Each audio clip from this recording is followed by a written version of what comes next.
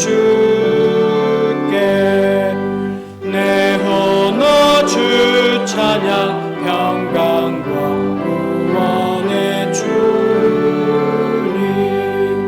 성도들아 주 앞에 이제 나와 즐겁게 찬양하여라 다 찬양하여라 놀라운 만유의 주께 포근한 날개 밑을 품어주시는 주님 성도들아 주님의 뜻 안에서 내 소원 다 이루리라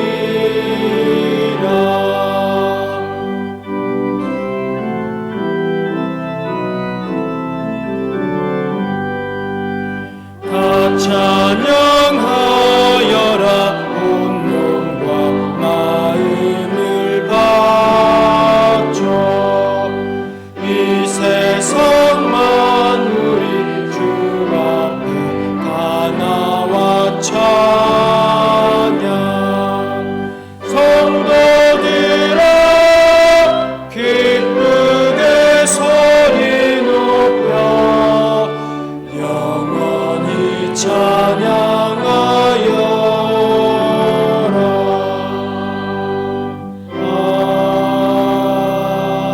아멘.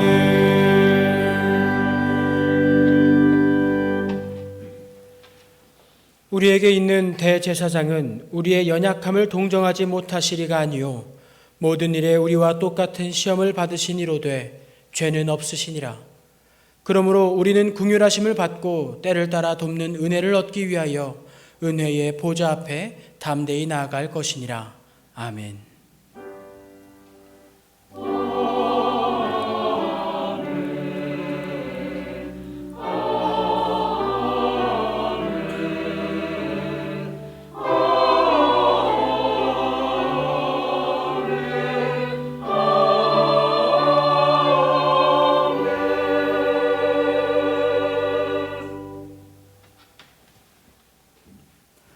하나님이여 사슴이 시냇물을 찾기에 갈급함같이 내 영혼이 하나님 곧 살아계시는 하나님을 갈망하나니 사람들이 종일 내게 하는 말이 내 하나님이 어디 있느냐 하오니 내 영혼아 내가 어찌하여 낙심하며 어찌하여 내 속에서 불안해하는가.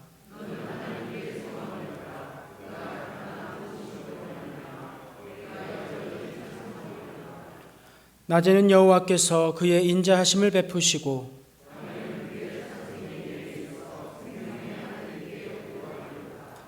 내 반석이신 하나님께 말하기를 어찌하여 나를 잊으셨나이까.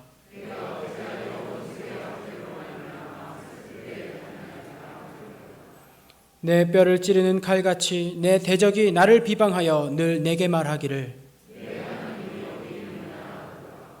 내 영혼아 내가 어찌하여 낙심하며 어찌하여 내 속에서 불안해하는가.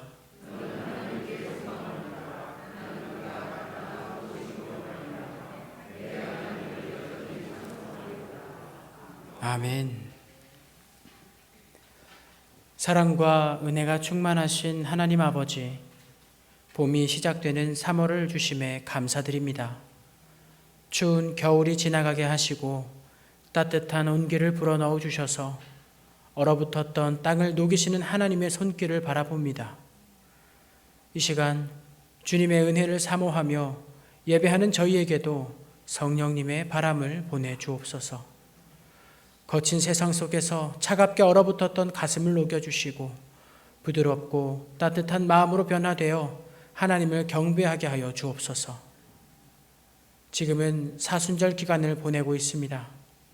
이 예배를 통해 우리의 마음의 깊은 곳에 십자가의 사랑이 온전히 새겨지도록 인도하여 주옵소서. 예수님의 이름으로 기원하옵나이다. 아멘. 나는 전능하신 아버지 하나님, 천지의 창조주를 믿습니다. 나는 그의 유일하신 아들 우리 주 예수 그리스도를 믿습니다.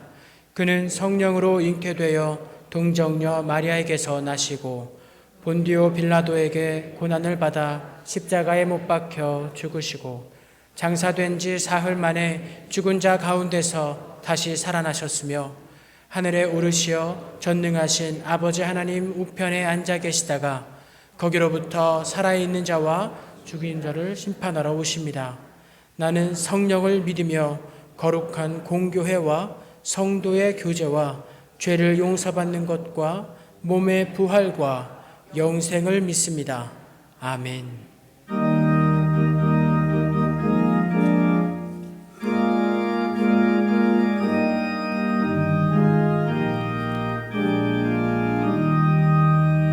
성부 성자와 성령 영원히 영광 받으옵소서. 태초로 지금까지 또 길이 영원 무궁 성삼위께 영광.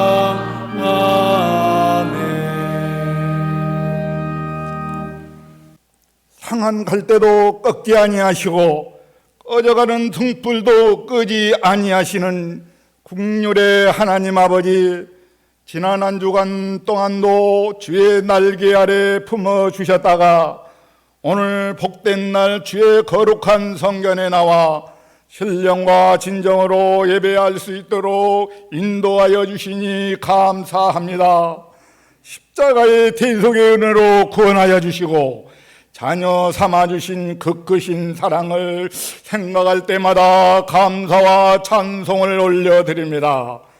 피로 값져 세우신 서초 신동교회가 유아우로부터 당에 이르기까지 말씀과 성령으로 하나 되게 하시고 서로 간용하며 이해하며 용서하게 하시고 미운 시기 교만은 사라지게 하시고 주님의 마음에 닮아가는 기관들이 되게 하여 주옵소서. 오늘 또 출타 중에 있는 성도들과 유학자 떠나 있는 백성들, 국내에서 근무하는 하나님의 자녀들과 출가의 가정을 이루는 자녀들, 군복무하는 성도들, 병안에서 기도하는 한우들과 국내에서 수고하시는 선교사님과 목사님을 붙드시고 성도들의 기도를 들으시고 모든 일이 협력하여 하나님의 뜻을 이루게 하시고 영혼이 잘된 같이 범사가 잘되고 강건하기를 원합니다. 사랑의 주님, 2023년도는 휴전 70년을 맞는 해가 됩니다. 이 민족의 고통과 수치를 씻어주시고 우리에게 독립을 주신 하나님, 이제는 남북의 통일을 주셔서 우리 민족, 우리 동포가 손에 손잡고 백두산부터 한라산까지 기도하며 찬양하며 예배드리는 영광이 속히 이 땅에 임하게 하옵소서.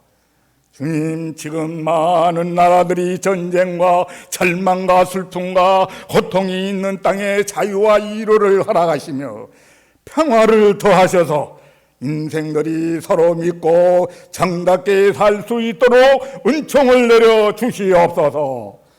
이 시간 주님의 말씀을 선포하시는 주의 사자를 붙드셔서 말씀을 증거하실 때에 우리의 상한 심령들을 치료하는 역사가 있게 하시고 말씀을 통해 이 세상을 이길 새 힘을 얻게 하시며 말씀을 듣고 순종하여 삶 속에서 아름다운 열매를 맺게 하여 주옵소서.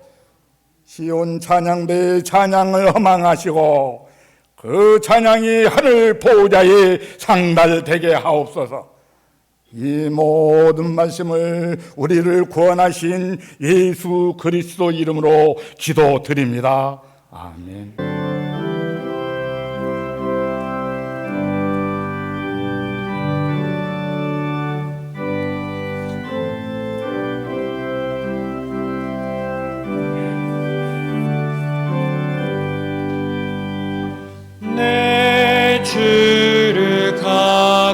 가까이 하게 함은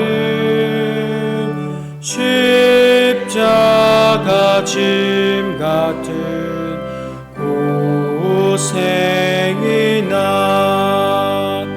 내 일생 소원은 늘 찬송하면서 주께 더 나아가기 원합니다.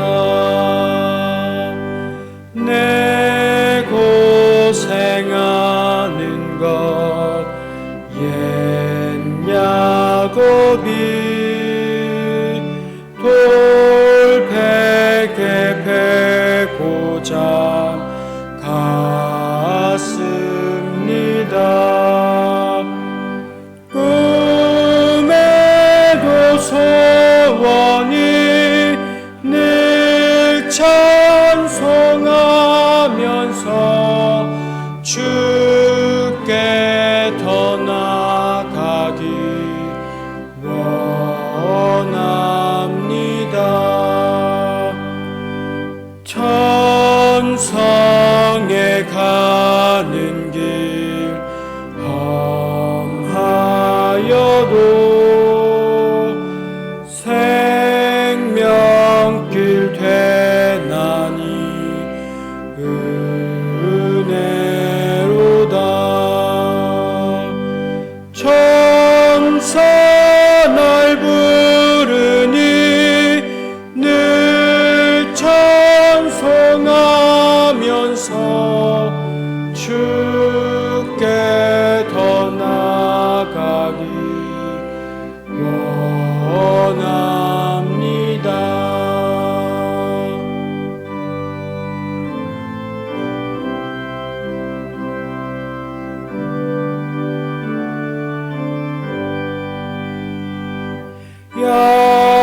야곱이 잠 깨어 일어난 후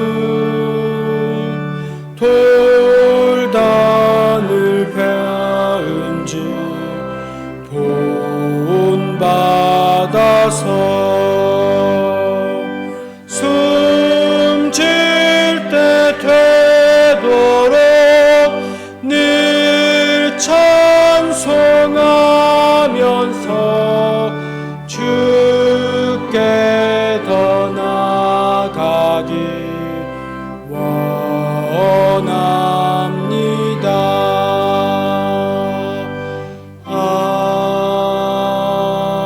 아멘.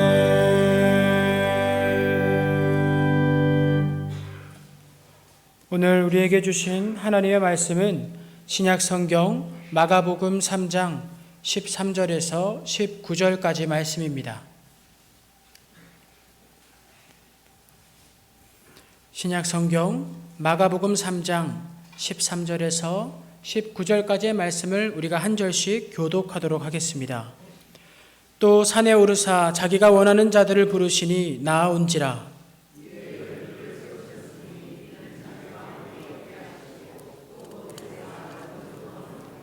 귀신을 내쫓는 권능도 가지게 하려 하심이로라.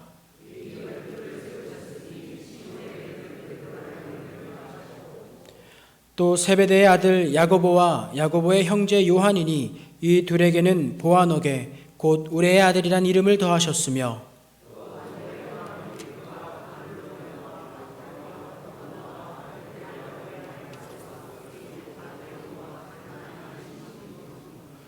또 가룟 유다니 이는 예수를 판 자더라. 아멘.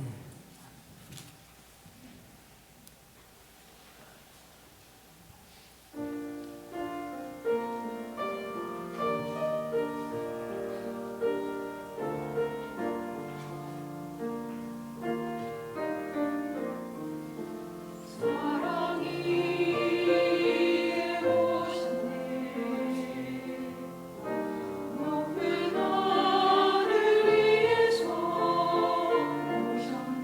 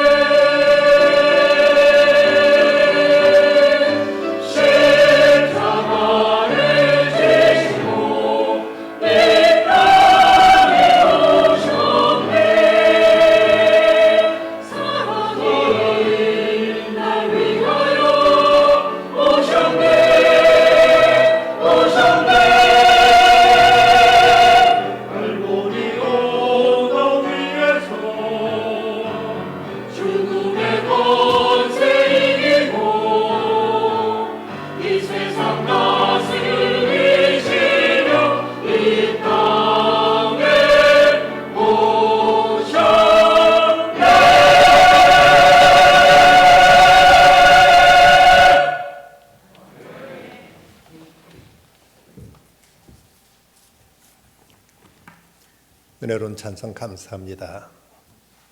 지난 2월 첫째 날 와서 함께 예배드리고 오늘도 3월 첫째 날 우리 서초 신동교회 성도들과 함께 예배드릴 수 있어서 크게 감사하게 생각합니다. 옛날 어느 부자가 하인한테 다음날 심부름을 시킬 일이 있어서 미리 불러놓고 너 내일 아침에 이웃마을에 좀 다녀와야 할 일이 있다고 이렇게 미리 일러주었습니다. 그리고 그 다음날 아침에 이 하인을 심부름을 찾았더니 도무지 어딜 갔는지 종적을 알 길이 없었습니다. 이럴 것 같아 미리 예고까지 해뒀건만 어딜 갔는가 몹시 화가 나 있었는데 근데 한참 있으니까 헐레벌떡 뛰어들어오는 겁니다. 너희는 어디 갔다 왔느냐 했더니 주인 마님이 어젯밤에 이웃마을에 오늘 아침 다녀오라고 하지 않으셨습니까? 그래서 다녀왔습니다 라고 대답하는 겁니다.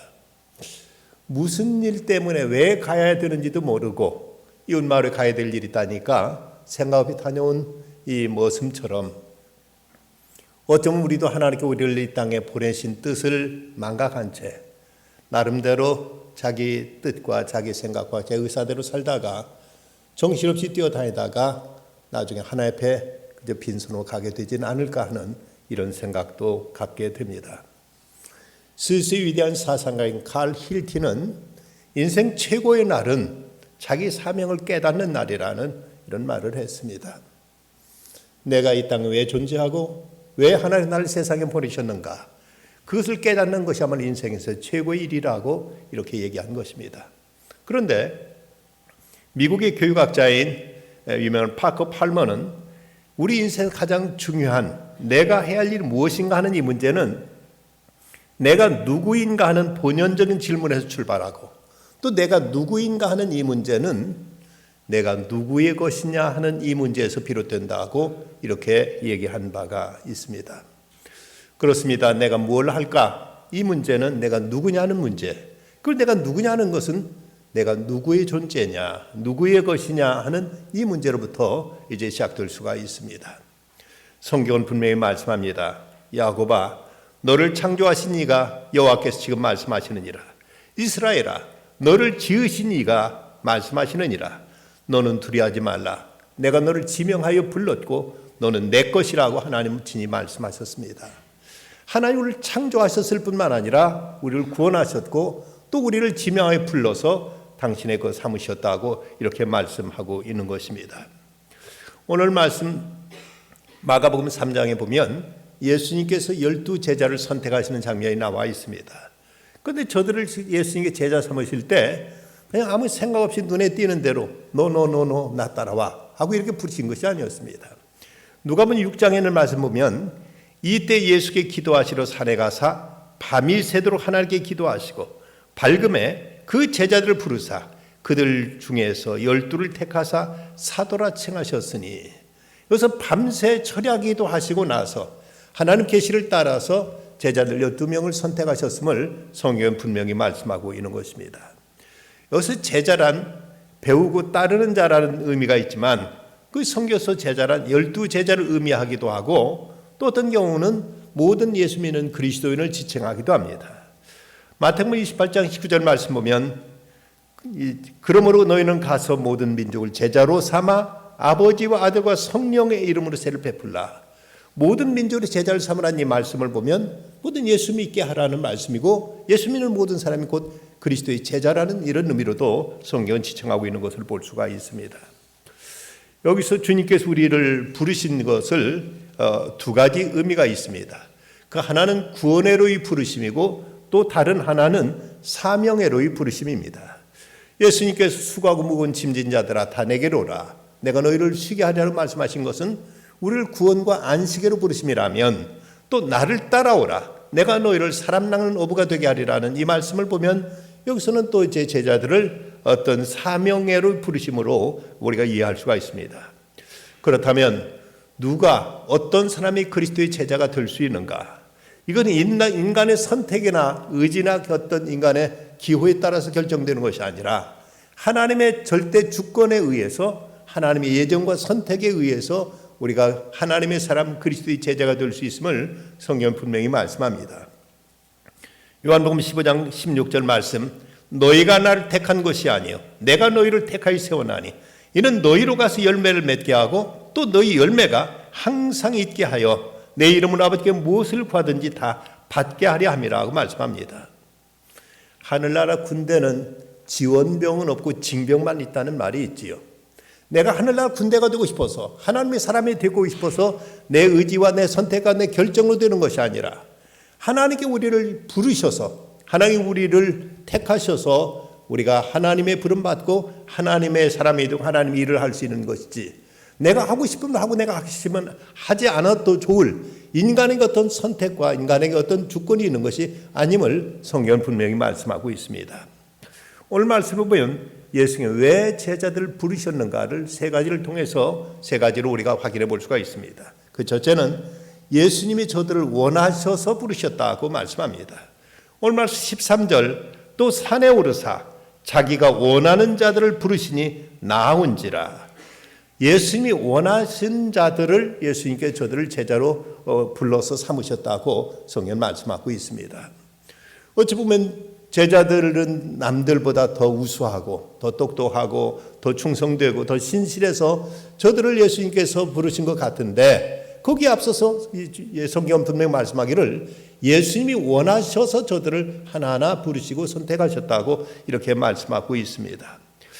예수님께서 부르신 12명의 제자를 보면은 그 당시 그 어떤 사회적인 레벨을 볼 때 대단한 사람들이 아니었습니다. 12명의 제자들 중에서 4명은 어부 출신이었고 그리고 또 1명은 당시 사람들로부터 미움의 대상이 되었던 세리였습니다. 또 한 사람은 과격한 독립운동을 벌이던 열심당원이었고 그리고 나머지 6명도 당시 별로 그렇게 사람들 앞에 눈에 띄는 사람들이 아니었던 것을 알 수가 있습니다. 이런 글이 있습니다. 예수님이 새로운 단체를 조직하기 위해서 이 일을 위해서 어떤 지도자들로 12명을 먼저 선발했는데 그런데 그 12명이 과연 어떤 사람들인지 그들이 어떤 자질과 능력이 있는지 과연 이 단체에 적합한지 그들의 자질을 테스트하기 위해서 경영상담소에 의뢰해서 저희들의 자질을 분석해달라고 이렇게 부탁했다고 합니다. 그랬더니 그 경영상담소에서 이런 그 대답이 왔습니다. 나사렛 목공소 요셉의 아들 예수 귀하가 의뢰한 12명의 이력서를 검토하고 심리 테스트와 직업 적성 검사를 위해 컴퓨터에 넣고 결과를 뽑았습니다. 일반적으로 그들은 귀하가 계획하는 새 단체의 간부 사원으로 자격 부족입니다. 학력이 너무 낮고 경험이 부족합니다. 그들은 단체 관념이 없고 협조 정신이 약하여 경영 관리자로서 적합하지 않습니다. 시몬 베드로는 정서적으로 안정성이 결여되어 있고 성격이 너무 과격합니다. 안드레는 한마디로 무능력자입니다. 남을 지도할 사람이 못 됩니다. 세베대 아들 야고보와 요한 형제는 회사의 이익을 제쳐놓고 개인의 이익을 추구할 사람들입니다. 도마는 매사에 부정적이고 질문뿐이요 추진력이 없습니다. 마태는 자기의 이익을 위해서 무슨 짓이나 할 사람입니다. 알페오 아들 야고보와 다데오 이 두 사람은 사회혁명을 노리는 과격한 분원 사상이 감염되어 있고 귀하가 생각하는 온건한 집단에 해로울 것입니다. 귀하가 추천한 12명 중 긍정적인 해답을 들을 유자격자는 한 명밖에 없습니다. 바로 가룟 유다입니다. 그 능력과 가능성이 있고 사회 지식도 풍부하고 예민한 실업인의 감각과 판단력이 있습니다. 사교성도 있어 상류 권력층과 접촉할 수 있는 인물입니다. 강한 동기와 의욕에 차 있습니다. 따라서 본 경영 상담 회사는 유다 한 명만 추천하고 남은 요원은 다른 사람들 중에서 찾아보도록 권고합니다. 현대 경영 기법에 의해서 사람들을 분석해 봤더니 가룟 유다 한 사람만 예수님께서 지향하는 어떤 단체의 어떤 리더가 될 만하지 나머지 11명 다 자격 미달이라는 겁니다. 그런데 그 한 명 그나마 상류층과도 로비할 수 있었던 이 가룟 유다는 정작 예수를 배신했고 나머지 11명의 제자는 예수님 앞에 죽도록 충성을 다하며 이 땅에 세워지는 교회의 초석이 되었던 것입니다. 그러고 보면 우리가 예수 믿게 되고 하나님의 사람이 될 수 있었던 것은 이건 우리 자신의 그럴 만한 능력이나 그럴 만한 어떤 자질을 가지고 있었기 때문에 우리가 그리스도인 된 것이 아닙니다. 이건 전적으로 하나님의 주권이고 하나님의 섭리와 은총 속에서 우리가 선택함 받고, 그래서 우리가 하나님의 백성이 되고 하나님의 일꾼이 되었다는 사실을 생각하면 이것이야말로 우리에게 가장 큰 은총이요 축복이 아닌가 하는 생각을 갖게 됩니다. 사도 바울은 말합니다. 형제들아, 너희를 부르심을 보라. 육체를 따라 지혜로운 자가 많지 아니하며 능한 자가 많지 아니하며 문벌 좋은 자가 많지 않도다. 그러나 하나님께 세상의 미련한 것들을 택하사 지혜 있는 자들을 부끄럽게 하려 하시고, 세상의 약한 것들을 택하사 강한 것들을 부끄럽게 하려 하시며, 하나님께 세상의 천한 것들과 멸시받는 것들과 없는 것들을 택하사 있는 것들을 폐하려 하시나니, 이는 아무 육체도 하나님 앞에서 자랑하지 못하게 하려 하십니다. 한신대학교 대학원장을 지내셨던 고 김정준 목사님이 자기가 그리스도인 되었다는 사실을 묵상하다가 그는 주님의 것이라는 제목의 이런 시를 쓰게 됩니다. 나는 주님의 것이유이다. 내가 주님의 것이 되고자 원하기 전에 주님은 나를 주님의 것이라 말씀했나이다. 내 부모 형제에게서 선함이 없고 내 자신에게서 아무 의로움이 없지만 그저 주님은 나를 주님의 것이라 말씀하나이다. 내 과거나 현재도 죄뿐이요 또 내 미래도 거룩한 보증을 할 수 없건만 그저 주님은 나를 주님의 것이라 말씀하나이다. 주님이 이것을 주님의 소유물로 하셨어도 천지나 역사에 티끌만한 변함이 없겠지만 주님은 그저 주님의 것이라 말씀하나이다. 이것을 주님의 소유로 하시오면 주님이 이것 위에 마음 쓰시기 괴로우실 텐데 그래도 주님은 주님의 것이라 하시나이다. 주님은 나를 주의 것이라 하시지만 이건 또 몇 번이나 주님을 반역할지 모르겠는데 그래도 주님은 주의 것이라 하나이다. 이것이 주님의 것 되므로 주님의 곳간에 부해질 것 아니건만 그래도 주님은 너는 내 것이라 하나이다.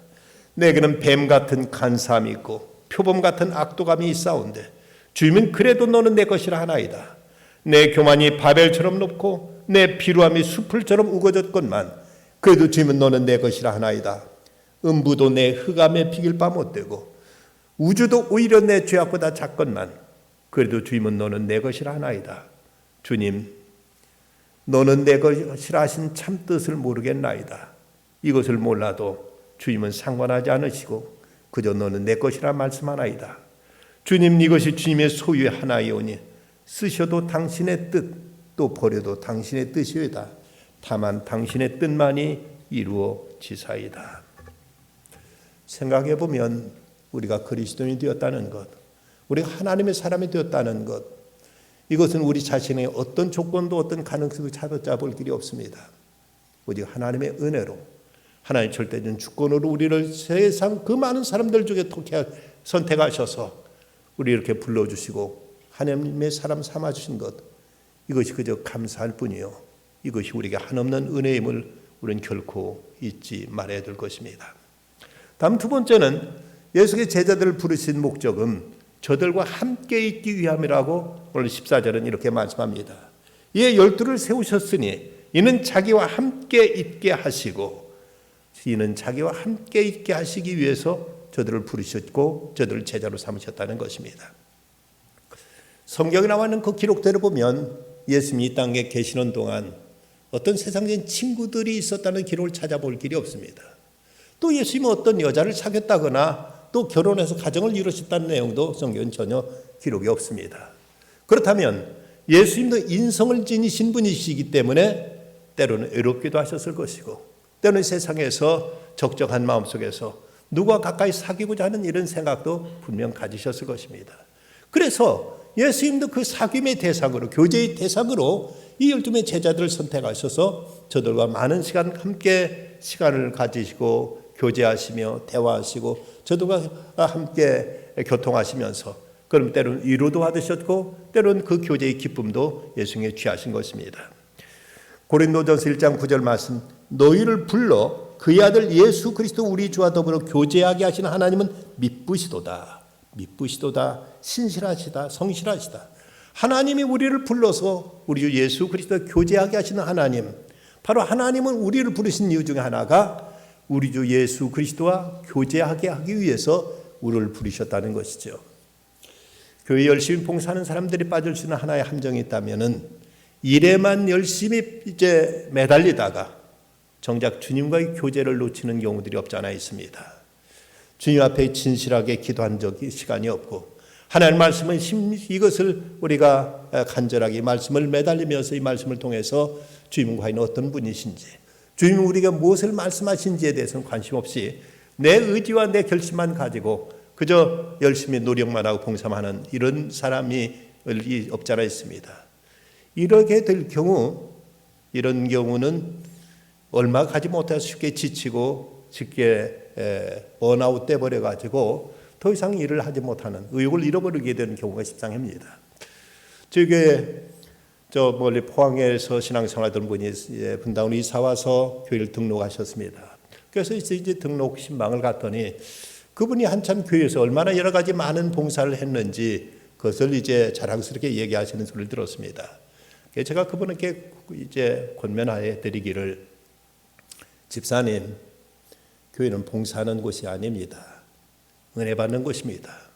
먼저 교회 나와서 하나님 앞에 열심히 예배하면서 은혜부터 받으십시오. 그리고 하나님 감동하실 때 하나님께 명하시는 대로 직분 맡아서 성실히 봉사하시면 그것이 족한 것입니다. 먼저 일부터 하겠다고 나서지 마십시오. 먼저 예배하시고 기도하시고 성도들과 교제를 나누십시오라고 제가 이렇게 권면했던 적이 있었습니다. 제가 안양에서 교회를 개척했던 적이 있었는데 어려운 개척교회였던지라 제 집사람은 직장을 나가야 했습니다. 저 아이 중에 하나가 이제 유치원 다니던 아이가 그 당시 있었는데, 아이가 이제 어느 날 제가 집에서 책을 읽고 있는데 아이와 단둘이 있었습니다. 근데 아이가 이제 제가 책을 읽고 있으니까 아빠, 나 나갈게 라고 저한테 말합니다. 왜 나가려고 하니? 물었더니 하는 말이 심심해서 라고 이렇게 말합니다. 그 말 듣고 제가 문득 그렇게 이 아이한테 얘기를 던져봤습니다. 네가 나가면 아빠도 심심한데, 이래 말했더니 아이가 뭔가 잠깐 생각해, 아빠 그럼 안 나갈게 라고 말합니다. 그 말을 듣고 자기도 밖에 나가 친구들과 뛰어놀고 싶은데 자기가 나가면 아빠가 심심하다는 말에 아이가 나갈 것을 포기하는 그 모습을 보고 참 마음에 찡해옴을 느꼈습니다. 근데 그 순간 문득 그런 생각이 들었습니다. 어쩌면 우리 주님도 내가 없으면 심심하실 것이다. 내가 주님과 함께하는 시간을 갖지 않으면 주님도 섭섭해 하시겠다는 생각이 들었습니다. 여러분, 이런저런 일로 우리가 정신없이 뛰어다니고 있으면서 하나님이 계신지, 주님이 나와 함께 하시는지도 다 잊어버린 채 우리가 홀로 살아가는 그 모습 앞에 주님은 얼마나 아쉬워하시고 얼마나 안타까워하시겠습니까? 우리는 주님께 우리를 부르신 목적의 하나가 우리와 교제하기 위하심이라는 사실을 우리는 결코 잊지 말아야 됩니다.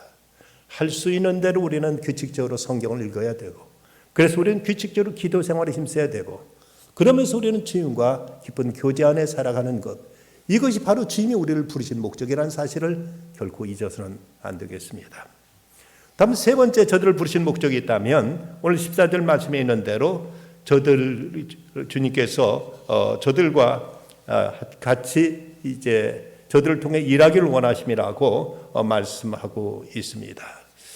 주님께서는 저들을 불러서 하나님 사역을 시키시려고 저들을 부르셨는데 또 보내사 전도도 하며 귀신을 내쫓는 권능도 가지게 하려 하심이라고 말씀합니다.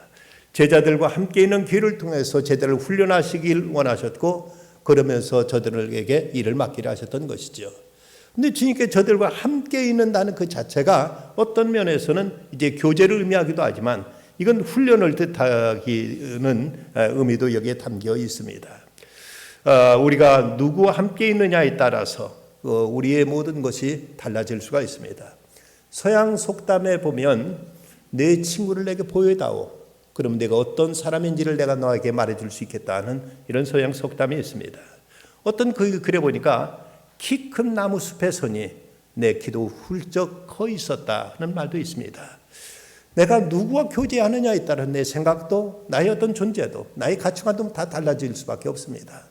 주님과 함께하는 시간을 통해서 우리는 주님을 배우고 주님의 그 사랑을 깨닫고 주님을 점점 닮아가며 주님의 사람으로 이렇게 빚어져 가게 되는 것입니다. 예수님께 이 땅에 3년 동안 복음을 전하셨는데 예수님의 행적을 연구한 신학자들의 그 주장에 의하면 그 공생의 3년 동안 보내신 시간에 무려 4분의 3 이상을 제자들과 함께하는 시간을 통해 저들을 훈련시키신 것이라고 말합니다. 그 대중들을 놓고 예수님께서 말씀을 선포하신 경우는 그렇게 많지는 않습니다. 그 많은 시간 4분의 3 이상을 예수님은 제자들만 데려놓고 그들과 시간을 같이 보내시고 그들과 교제하시고 그들을 훈련시키셔서 그래서 저들을 하나님의 사람으로 빚어주셨던 것입니다. 헨리 보시라는 사람은 이런 말을 합니다. 소크라테스는 40년 동안, 플라톤은 50년 동안, 아리스토텔레스는 40년 동안 그의 제자들을 가르쳤으나 예수님이 단 3년간 가르치셨을 뿐이다. 그러나 예수님이 3년간의 사역은 고대 위대한 철학자들이 130년간의 가르침과 비교할 수 없을 만큼 그 영향은 지대했다. 예수님은 한 장의 그림도 그린 적이 없으나 라파엘과 미켈란젤로의 우수한 그림들은 예수님께 영감을 받은 것이었다. 예수님은 단 한 줄의 시도 쓰지 않으셨으나 단테와 밀턴, 세계 위대한 시인들의 수백 편의 시들이 그에게 영감을 받았다. 예수님은 한 곡의 음악도 작곡하지 않으셨으나 하이든, 바흐, 핸델, 베토벤 그리고 멘델스존은 그들이 예수님을 찬양하기 위해 작곡한 찬송가, 교향곡, 오라토리오 등에서 재능을 보여주었다. 인간의 위대한 모든 영역은 나사렛의 겸손한 목수에 의하여 풍부해졌다고 말하고 있습니다.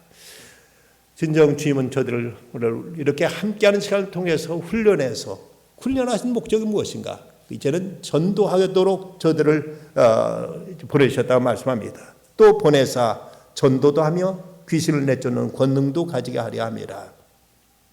예수님의 제자들을 파송하실 때 그냥 빈손으로 보내신 것이 아니었습니다. 마태복음 10장 1절 예수께 그의 12 제자를 부르사 더러운 귀신을 쫓아내며 모든 병과 모든 약한 것들을 고치는 권능을 주시니라. 권능부터 먼저 주시고 그리고 저들을 사역으로 예수님께서 파송하신 것입니다.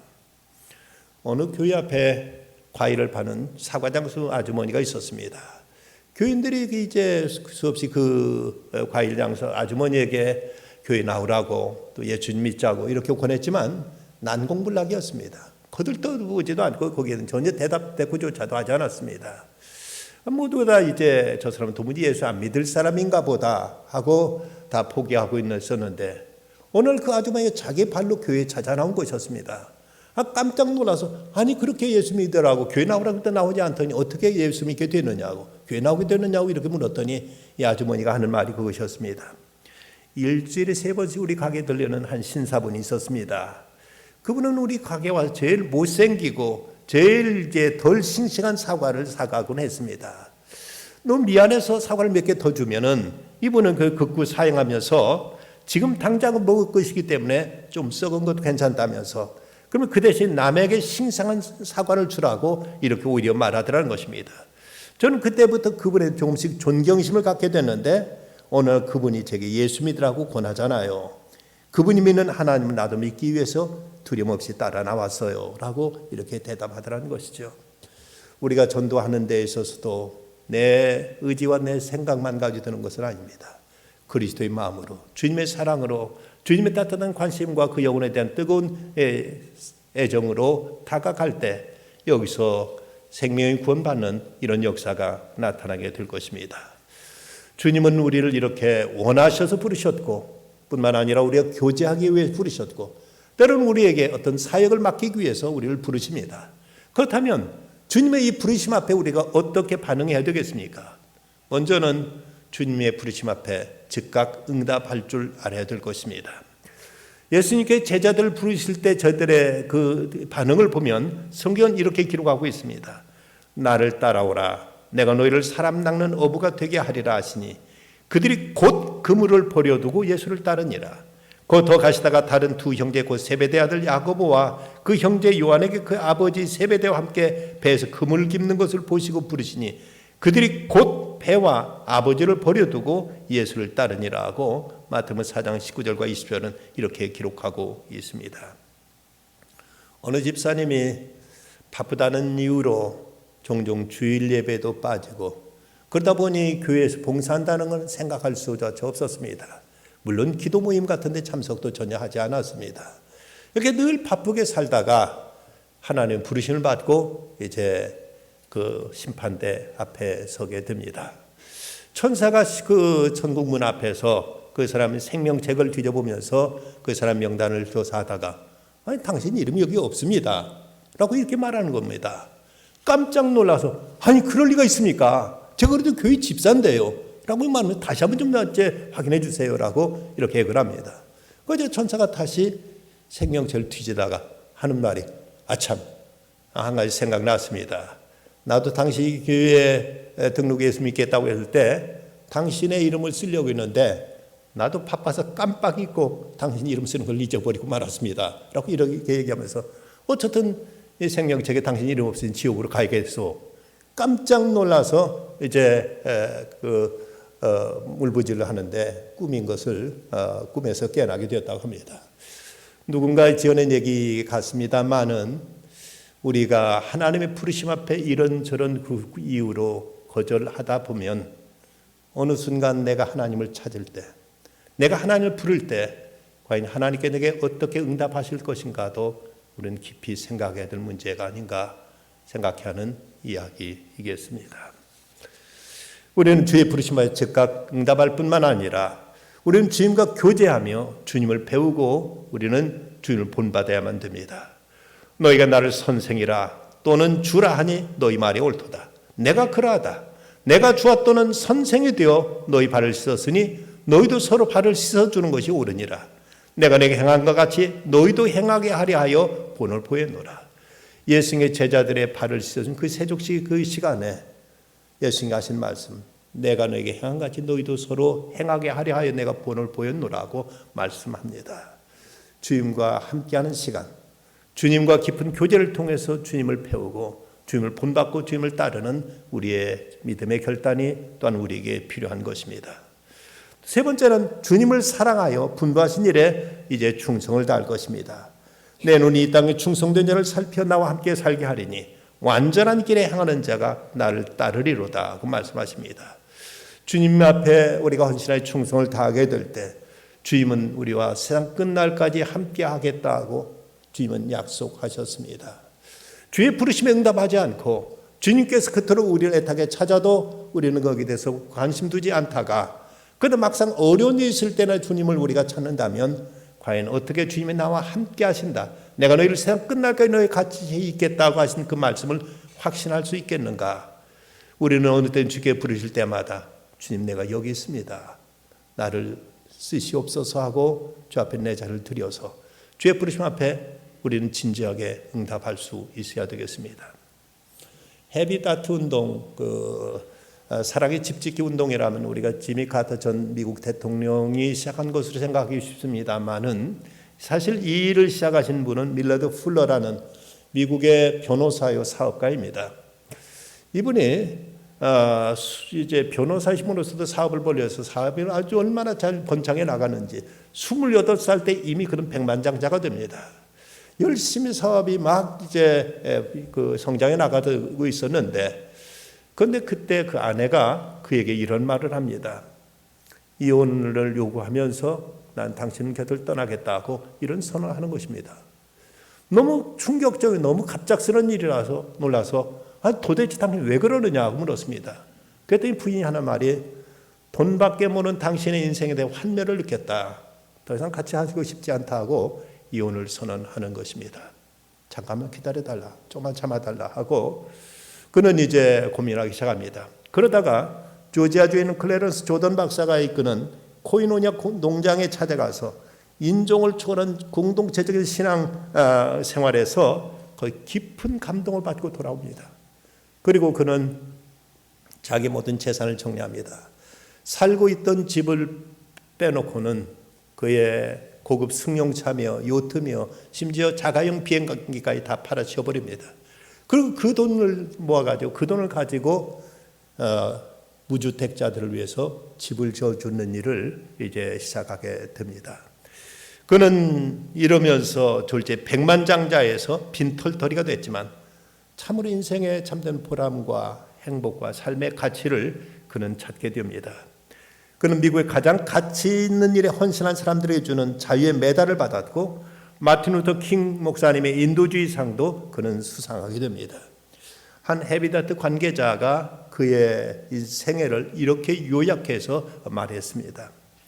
그는 욕심을 버려 하나님을 만났고 물질을 포기하여 가치를 발견했고 특권을 포기하고 행복을 얻었으며 자신을 버려 이웃을 찾았고 쾌락을 잃고 영향력을 남길 수 있었다. 어쩌면 그리스도인의 삶이 이래야 되지 않겠는가 생각됩니다. 여러분, 그리스도인들 모두 다 좋아하는 말씀 로마서 8장 28절, 우리가 알거니와 하나님을 사랑하는 자 곧 그 뜻대로 부르심을 입은 자들에게는 모든 것이 합력하여 선을 이루느니라 하는 말씀을 많은 분들이 묵상하고 이걸 애송하는 말씀으로 알려져 있습니다. 모든 합력의 선을 이룬다. 얼마나 좋은 일입니까? 내가 건강하든 병들든 실패했든 성공했든 모든 것 결과의 선을 이룬다. 근데 여기에 한 가지 단서, 조건이 있음을 여러분 생각하고 알고 계십니까? 예, 그런 즉 누구든지 난 그때 우리가 알거니와 하나님을 사랑하는 자, 곧 그 뜻대로 부르심을 입은 자들에게 이 말씀이 적용된다는 사실이지요. 하나님의 부르심 앞에 진지하게 응답하는 사람들에게 합력의 선을 이루어지는 것이지, 하나님과 전혀 무관하게 살면서 그러면서 모든 걸 결과에 있어 선이 되리라는 기대는 자기만의 망상일 수 있고 착각일 수 있습니다. 주님은 우리를 원하셔서 세상 하고 많은 사람들 중에서 우리 하나하나를 지명하여 부르셔서 너는 내 것이다, 내 사람이다 인쳐주셨습니다. 그리고 늘 우리와 교제하기를 원하시고 우리를 통해서 주님께 뭔가 이루시기를 원하십니다. 이 부르심 앞에 어떻게 응답하시겠습니까? 우리가 사순절을 맞고 있습니다. 우리를 구원하기 위해서 하늘 보좌를 버리고 이 땅 찾아오신 예수님이 고난의 발자취를 따르는 이 사순절, 이 고난의 계절을 우리를 다시 부르시면서 나와 함께 있자, 나와 얘기 좀 하자, 그리고 내 일 좀 함께 하지 않으련 하고 주께 부르시는 그 음성 앞에 우리는 진지하게 내 인격과 내 존재를 걸고 여기 응답할 수 있어야 될 것입니다. 그럴 때 주님, 우리가 상상이 못한 참된 행복과 보람과 삶의 가치를 우리에게 안겨주실 뿐만 아니라 우리를 통해서 그 위대한 일을 이루실 줄 믿습니다. 이 은혜가 우리 모두에게 함께하기를 간절히 기원합니다. 하나님 감사합니다. 힘이 부족하고 헐 많은 저희들, 스스로도 자신에게 실망할 때가 많은데 주님은 저희가 무엇이라고 너는 내 것이라고 저희를 부르시면서 주의 사람 삼아 주셨습니다. 주님은 저희와 그토록 함께 대화하기를 원하시고 교제하기를 그토록 원하시는데 무슨 일이 그렇게 바쁘다고 저희들은 혼자 정신없이 뛰어다닐 때가 많았습니다. 하나님, 이제는 저희로 하여금 주님의 부르심 앞에 응답하여 주님과 함께 있는 시간들을 더욱 갖게 하시고 이런 시간들을 통해 주의 뜻을 헤아려 그 뜻을 이루는 중에 모든 것 합력하여 선을 이루시는 하나님의 은총 안에 살아가는 저희들 다 되게 하여 주시옵소서. 세우신 서초 신동교회를 주께서 축복하시고 일어나 빛을 발한 교회로 든든히 세워주시옵시며 세우신 목사님 강건케 하여 주시고 교회를 위해 헌신하고 충성하는 모든 주의 종들에게 다함이 없는 은총으로 갚아 주시옵소서. 예수님의 이름으로 기도드리옵나이다. 아멘.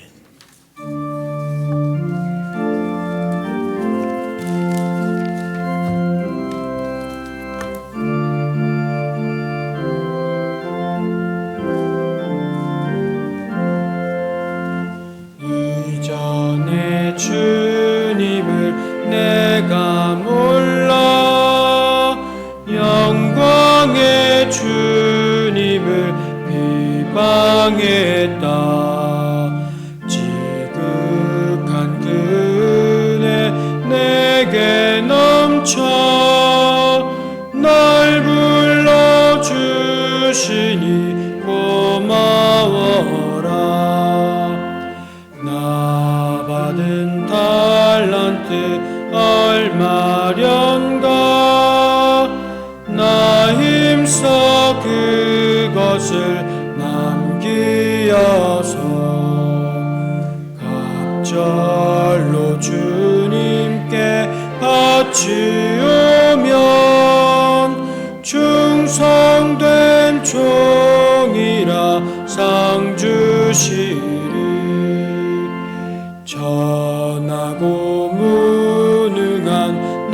나에게도 귀중한 직분을 맡기셨다. 그 은혜 고맙고 고마워라. 이 생명 바쳐서 충성하리.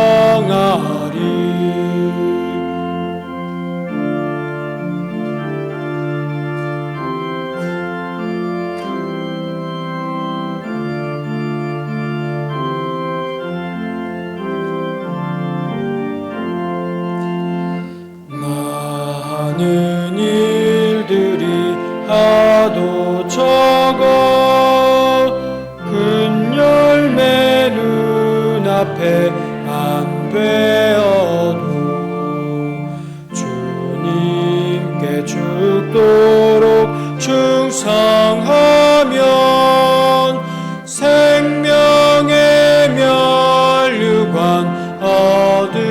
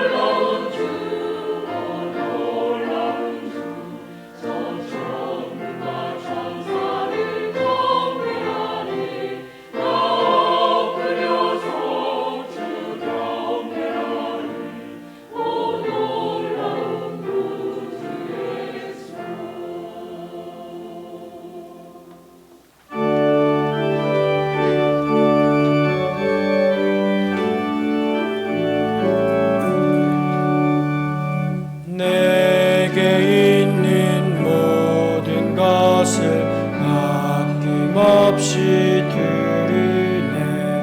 사랑하고 의지하며 주만 따라 살리라. 주께 드리네. 주께 드리네. 사랑하는 구주 앞에 모두 드리네. 아멘.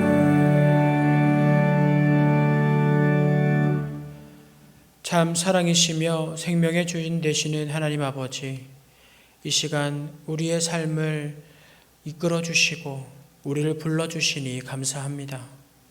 더욱 주님을 깊이 알고 주님을 사랑하여 이 기쁜 마음으로 드린 손길들을 기억하여 주옵소서. 주님과의 동행을 더욱 깊이 깨달아 알게 하여 주시고 우리의 주변을 살피며 함께 그 기쁨을 누릴 수 있도록 인도하여 주옵소서. 이 나라와 민족이 온전히 주님 앞에서 회개하며 겸손한 삶을 살게 하여 주옵소서. 교회가 먼저 연약한 자들을 보살피고 이웃들과 함께 공감할 수 있는 공동체가 되게 하여 주옵소서. 여러 가지 아픔들로 호소하고 있는 영혼들을 주님께서 보호하여 주시사 그 삶에 하나님의 사랑으로 채워져 회복이 일어날 수 있도록 인도하여 주옵소서. 연로하신 어르신들의 강건함을 지켜주시고 주님과 매일 동행하는 삶을 살게 하여 주옵소서. 어린아이들을 기억하여 주시사 그 삶에 하나님을 만나고 예수님을 영접하는 시간이 마련되게 하여 주시고 주님을 향한 믿음과 신뢰가 쌓여가게 하여 주옵소서. 다음 세대들이 세상에서 꿈과 소망을 품으며 자신의 의가 아닌 하나님의 의를 찾으면서 흔들리지 않는 세대가 될 수 있도록 인도하여 주옵소서. 한 주간 삶을 살아가는 성도들의 매일을 지켜주시고 여러 사업과 직장지 가운데 형통하게 하여 주옵소서. 우리의 삶이 오직 주님만을 의지하기를 원하오며 예수님의 이름으로 봉헌 기도드립니다. 아멘.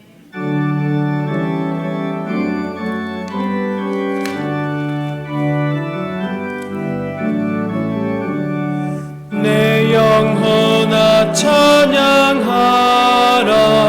주님 앞에 엎드려 구속하신 넓은 은혜 높이 찬양하여라. 할렐루야 할렐루야 영원하신 하나님. 환난 중에 성도들을 구원하여 주셨네. 노하심은 더디하고 인자하심 넘치니 할렐루야 할렐루야 찬실하신 하나님. 우리 약함 아시는 주 항상 지켜주시고 인자하신 그 손으로 보호하여 주시니 할렐루야 할렐루야 자비하신 하나님.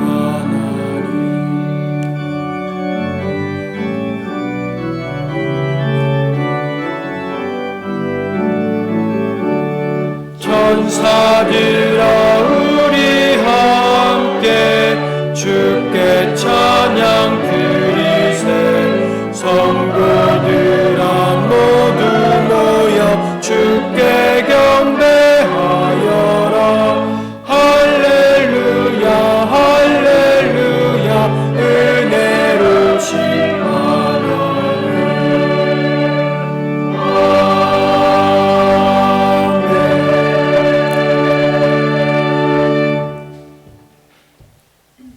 이제는 우리를 불러 하나님의 사람 삼아주신 우리 주 예수 그리스도의 은혜와 저희를 사랑하시되 세상에 사랑할 자가 저희밖에 없는 듯 그토록 아끼시고 고이시는 아버지 하나님의 귀하신 사랑과 늘 주의 음성 듣게 하시고 그 음성에 바르게 응답하도록 감동 감화하시는 성령의 교통하심이 오늘도 주의 예배의 부름 앞에 응답하여 주 앞에 달려는 모든 성도들과 저들의 삶의 자리와 형편 위에 이 나라와 이 민족 위에 이제부터 영원토록 함께 하시기를 간절히 축원하옵나이다. 아멘.